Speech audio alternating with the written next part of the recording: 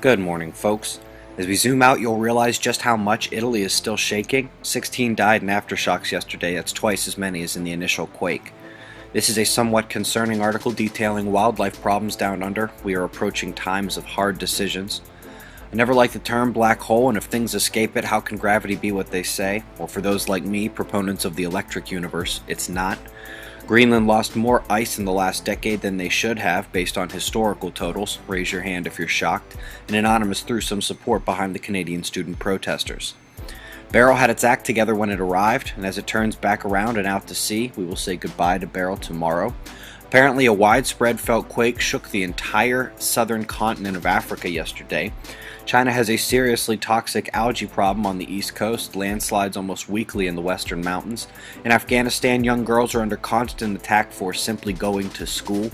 10,000 dead fish and counting in Baltimore waters, and the west coast of the US and Canada is really seeing tsunami debris. Solar wind, the top two panels are the speed and density respectively. You can see that we jumped up from quiet levels due to a small CME impact. We may actually have a glancing blow here today, but this is not major space weather. That didn't stop the induction magnetometer from registering the most asinine PC1 pulsation I've ever seen, which is now removed. I am kicking myself for not recording it.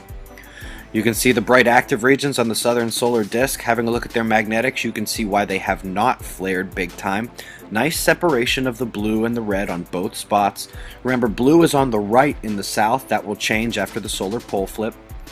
Turning over the northeastern limb is that massive coronal hole that used to look like a pyramid. A look from the side with the Earth on the right from stereo B shows just how big it is.